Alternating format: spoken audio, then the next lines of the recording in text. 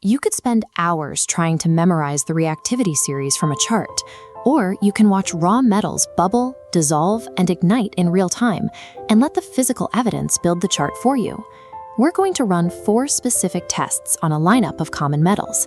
Each trial will force the elements to reveal their rank, from the most violent to the most stable. We'll use water, dilute acid, and our metal samples. But before we start, safety goggles are mandatory. We are handling elements like sodium, which are highly volatile and require proper lab supervision. When you know exactly how to test these elements physically, you don't need to rely on memorization. You can scientifically prove the order yourself. Step 1 is preparation. We have to physically rub our metal samples with sandpaper. At room temperature, metals develop a thin, invisible layer of oxide on their surface.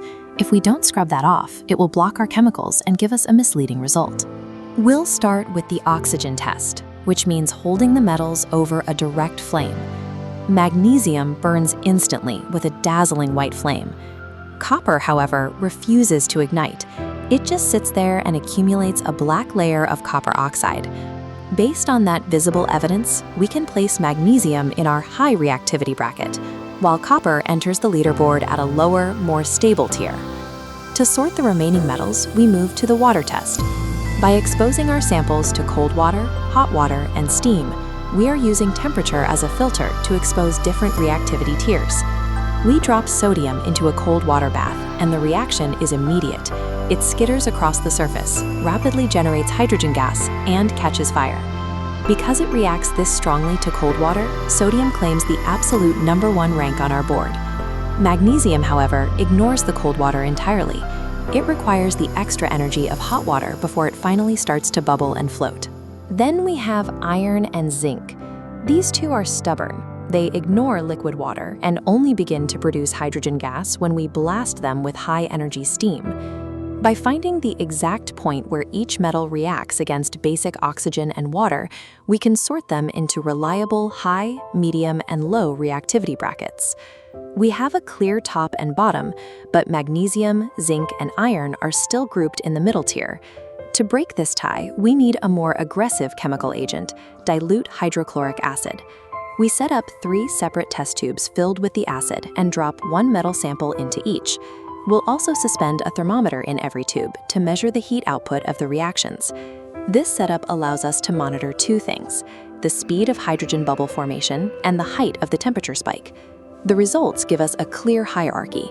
Magnesium reacts aggressively with a rapid stream of bubbles and significant heat. Zinc produces a moderate, steady fizz. Iron is sluggish, with very few bubbles and a minimal temperature change. We can now finalize a middle of our board. Magnesium takes the top spot in this bracket, followed by zinc, and then iron. When the initial reactions are too subtle to compare, tracking the specific rate of gas release and heat gain provides the concrete evidence needed to sequence the middle of the pack. We have one final dispute to settle at the bottom of the board. We need to confirm whether iron or copper is the least reactive metal on our list. We will use a direct head-to-head test. We take a plain iron nail and place it into a beaker filled with a vivid blue copper sulfate solution.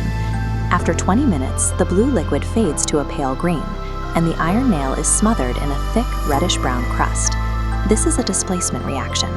In a solution, a more reactive metal will physically kick out a less reactive metal from its chemical compound. Because the iron successfully separated the copper out of the liquid and onto the nail, the test proves that iron holds a higher reactivity rank than copper. Displacement is the final check. It demonstrates that in the competition for atomic bonds, the more reactive element always forcibly evicts the weaker one.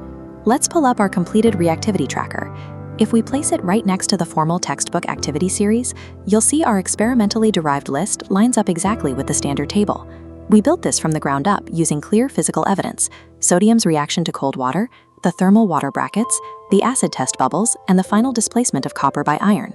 Now that we know what happens, the next step is understanding why. The secret behind all of this behavior lies in the element's electronic configurations, the atomic engine that determines how easily an atom loses electrons. Real science is about knowing how to extract facts from nature through testing, rather than just accepting a cable on a page. If you found this useful, like and subscribe, and stay safe in the lab.